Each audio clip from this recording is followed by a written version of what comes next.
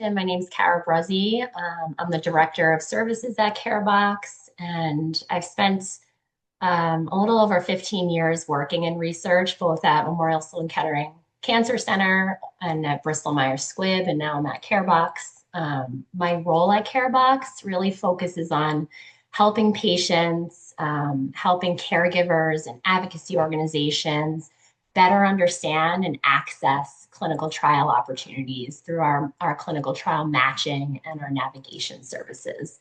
And for those who might not be familiar with CareBox, we're a healthcare technology company. We have been doing this for more than 20 years now. We started in cancer and then we've since grown, and we work with many, many different conditions now and diseases. But we've always been in the business of helping connect patients to clinical trials. We work with over 50 advocacy organizations. We work with hospitals. We work with biotech and pharma companies, really to help make this process more accessible for people. So before we talk specifically about CareBox and what we do, I really want to step back a little bit and talk about what clinical research actually is. So at its core, clinical research allows us to better understand diseases, treatments, and patient care. It's how we discover new medications and better ways to diagnose conditions, and even ways to improve quality of life. And the ultimate goal is really to make treatments better for everyone, both now and in the future. And trials, they may or may not directly benefit an individual person or participant, but they do help improve care and treatments for future patients as well. So why does this matter? And there's really four key reasons. First, clinical trials expand access to treatment. So for some people, especially those with very limited treatment options, a clinical trial might actually open the door to a new therapy that just simply isn't available anywhere else yet. And many of the treatments and the medications and the standards of care that we have today are available because people chose to participate in research studies in the past. And I think sometimes we even take that for granted. There's a lot of things that we have in our daily lives that we take that have been through this clinical research process. And secondly, they help raise the standard of care for everyone. So every time researchers study a new treatment and find something that works better, it becomes or it could become a new standard. And that means that future patients can benefit too. And thirdly, trials are designed to evaluate both safety and efficacy and effectiveness. And it's not just about whether something works, it's about whether it's safe for us to take. And there's very strict rules and oversight in place to protect participants every step of the way in this process. And finally, clinical research provides reliable evidence. And these studies are very carefully designed. They're very heavily monitored to make sure that the results that we get are fair, that they're objective, and that they're trustworthy. And it's not really guesswork, it's objective science. So the bottom line is that clinical trials help move medicine forward, and every participant plays a role in that progress. So not all research studies are the same. They generally fall into two main categories or buckets. We have interventional studies and we have observational studies. And interventional studies is what most people think of when they hear the word clinical trial. It involves researchers studying a medical intervention like a medication or a medical device or a behavioral strategy. And in these studies, researchers are are really evaluating things like safety and effectiveness and the side effects and how a treatment might compare to the current standard of care. Observational studies are different. So the researchers are not assigning a treatment. They're not changing a patient's care at all. They're simply watching and they're collecting information about people's health and their experiences and the outcomes over time. So they're really studying what's happening in someone's daily life. So both types of studies are very important. They're just different and they help researchers learn more about diseases and treatments and patient care just in different ways.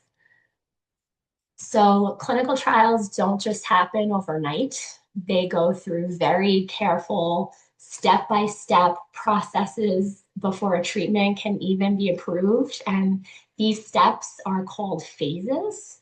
So you'll hear that term phase 1, phase 2, phase 3. And depending on the results of each phase, the treatment can move to testing in the next phase. Before treatment's ever even studied in people, researchers are spending years testing it in laboratories, in preclinical models, in animals, really to gather early safety information and make sure it's ready to be tested in humans. And when it moves through those 4 phases, every phase focuses on something different. So early phases, your phase 1s, they're focused on safety and dosing. Is the treatment safe? How much should someone take? The later phases look at effectiveness. Does it actually work? How does it compare to what's already available? And by the time a treatment reaches patients in a trial, it's already gone through significant testing. And this process really exists to protect participants and ensure that whatever reaches the public actually works and is safe for us. So one of the most common questions that people have is, can I even participate in a trial? And every trial has specific eligibility criteria, which is basically a set of requirements or rules that help researchers determine who's the right fit and who can participate. And the requirements really vary depending on the study, but it could include things like age, like gender, your diagnosis, what treatments you've already had. And a lot of these requirements, sometimes when you read them, they can be a little clinical, a little jargony. So it's important, I think, to take those studies that you're interested in or these requirements that you're seeing and talk them over with your care team or your doctor, or even the study doctor, because they're going to know the most about whether or not you're going to meet the criteria to participate. So that's really important. So why do people actually sign up for trials? People choose to participate in research for many different reasons. I think every person's decision is very personal, but there's 2 big reasons. First, some people just want to contribute to medical knowledge. They want their experience to mean something. They want to help researchers understand their disease and potentially help others down the road. I love this quote at the bottom of the slide from Liz Martinez. She says, research participants are giving a gift to society. And I think that really captures it for a lot of people. Participation is an act of generosity as much as it is a personal healthcare decision. And many people say they want to pay it forward. They just hope that they can help future patients. And in this day and age, I think that's a really meaningful thing. Clinical research really depends on people coming together to improve care and to expand knowledge and support one another as this broader community. And the second reason, trials can offer access to treatments that aren't yet available to the general public. Sometimes a clinical trial is the only way to access cutting edge therapy. So at the same time, it's really important to understand that clinical trials aren't right for everyone.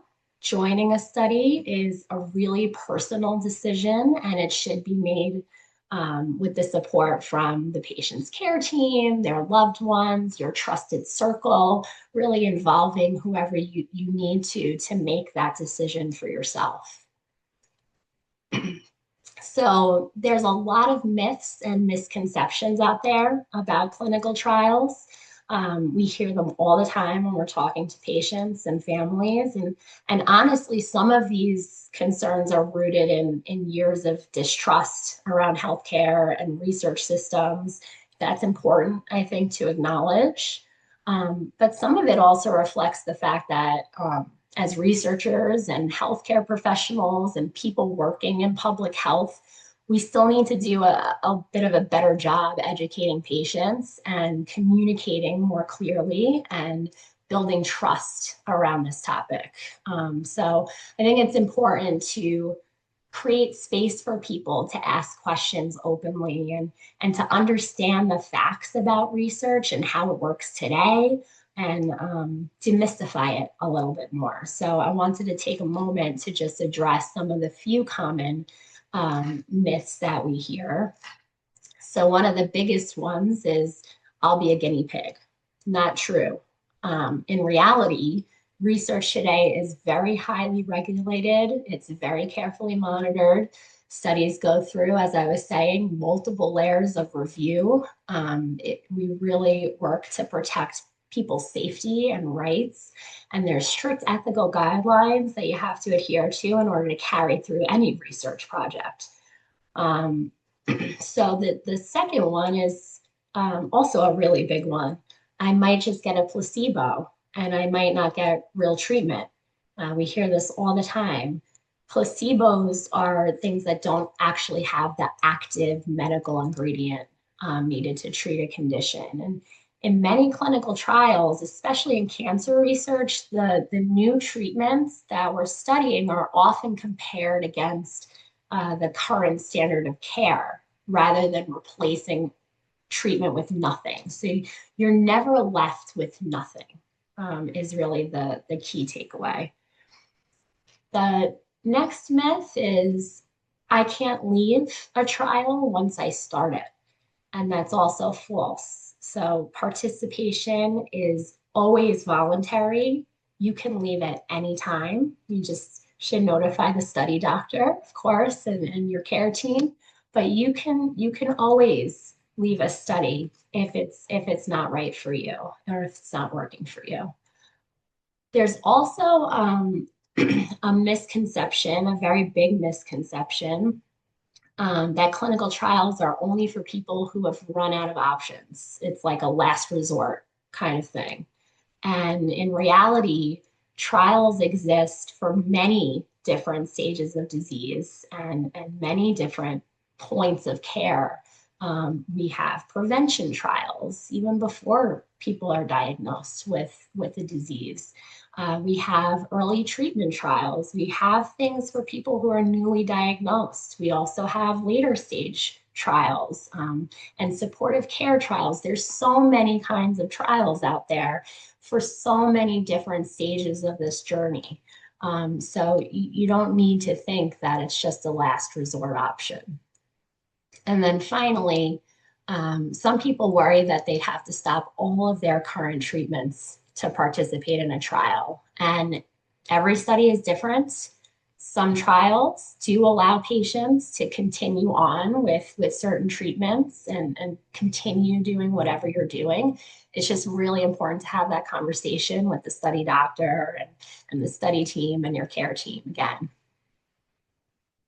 So once someone is interested in a study, how do they actually find a trial? There's many different ways that people can learn about trials. There's public online registries like clinicaltrials.gov. That registry lists every trial in the country. But honestly, it can be pretty hard to navigate that one on your own. Even for the experts, it's very daunting. Um, your doctor or your care team is always a great first call.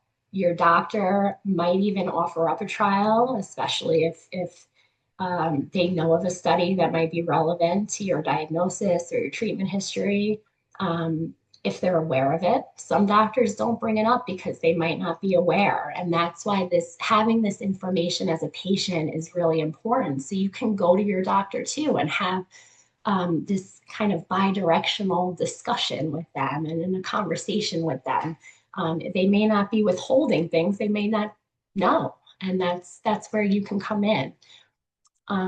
Your community, so organizations like Crossroads for Hope, your friends, your family, faith communities, really anybody that you trust, you should talk to because they might have had a similar experience. They might be able to point you in the right direction.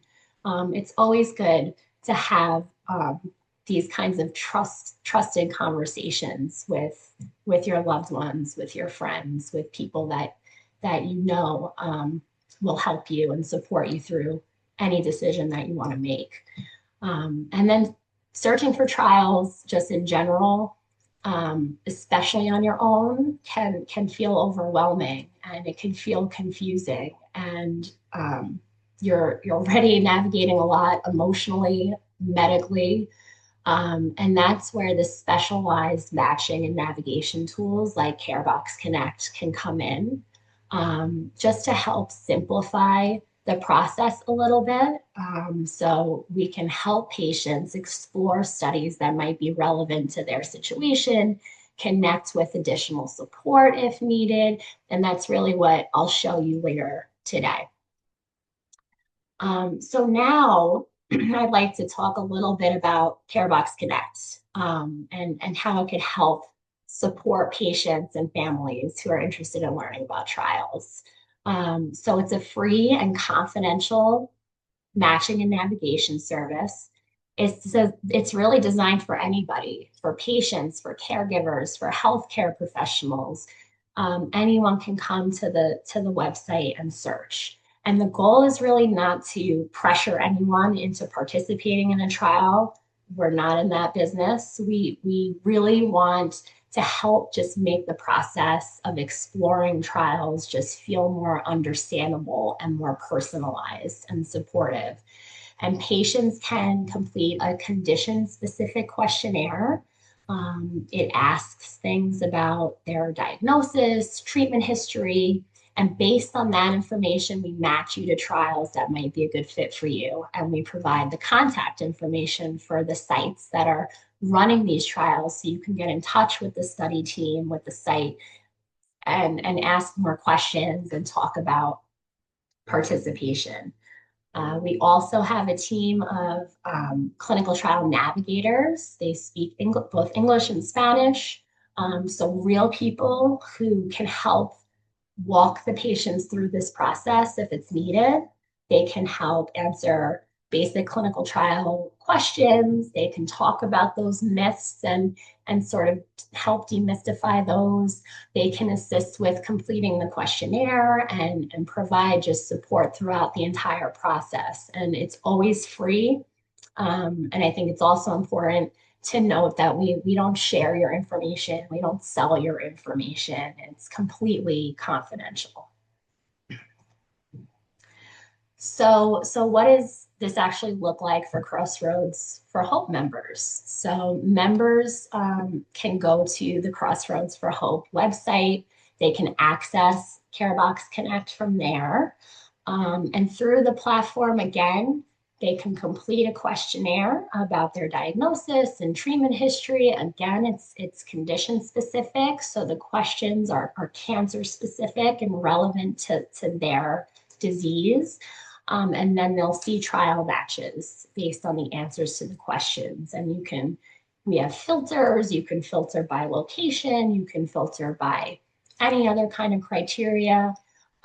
You can sign up to get notified by email if new trials open up in the future. So it's really not just a one-time search. It keeps working for you over time. Um, and again, it's important that patients know that they don't have to go through this process alone. They can connect with a navigator.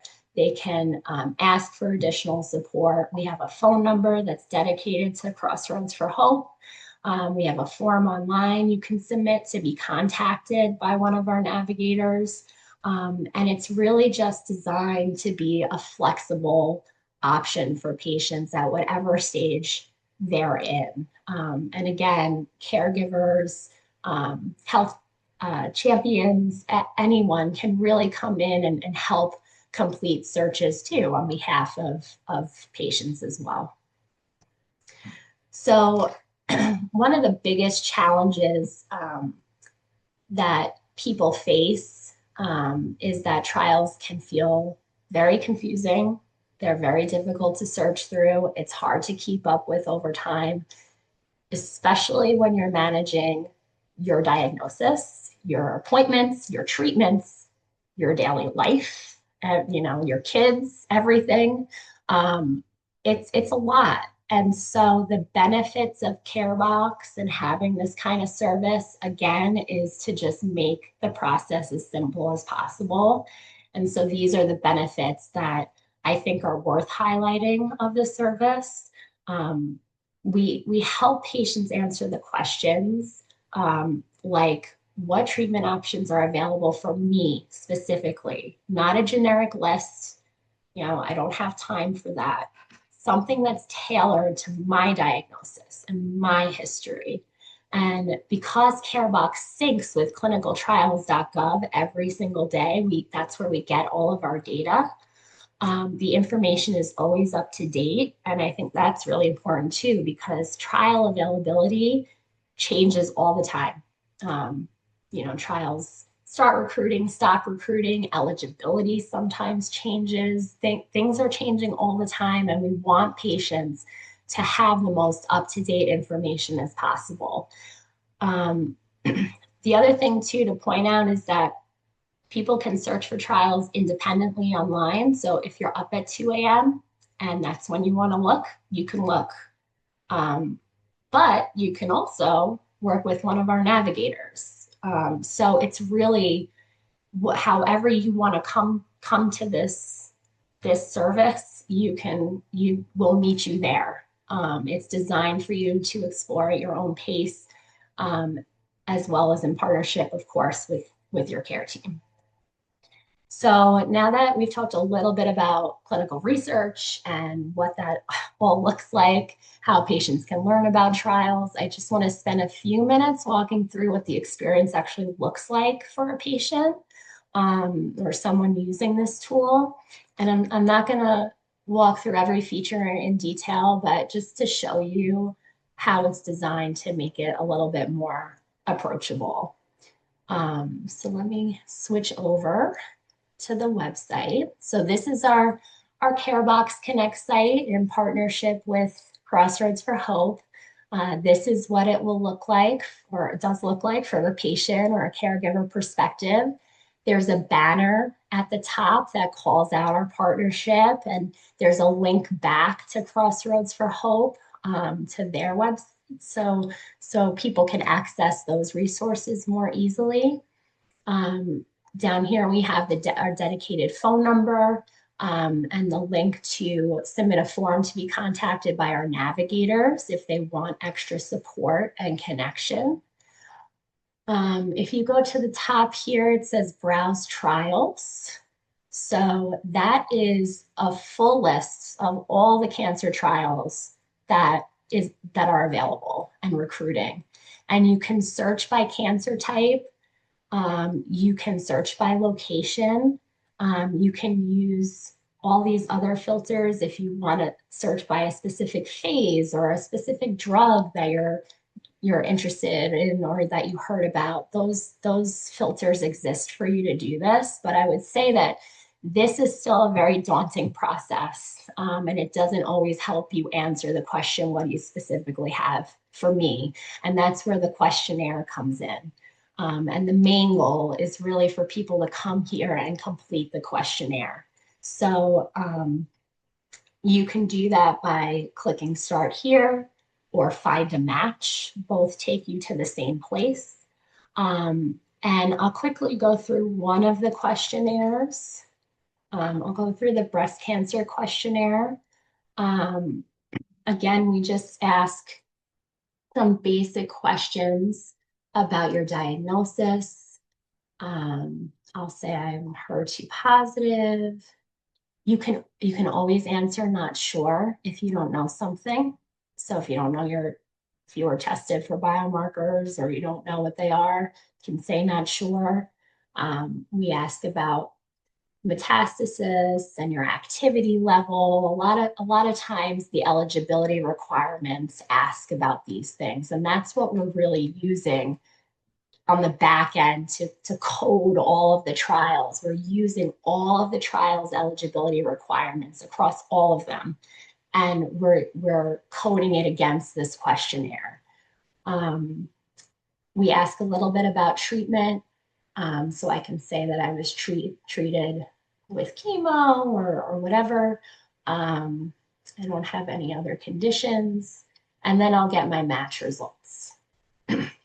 You can see here there's a decentralized icon here. So just to call this out really quickly, because I think this is helpful for people, especially people who live in more rural communities or who don't have access maybe to a hospital nearby. They don't want to go every day. And a lot of our supportive care trials that are helping study quality of life and symptom management, are decentralized, meaning that you don't need to go to a hospital every day or at all to do the study. It can be done either at a local clinic or in your home.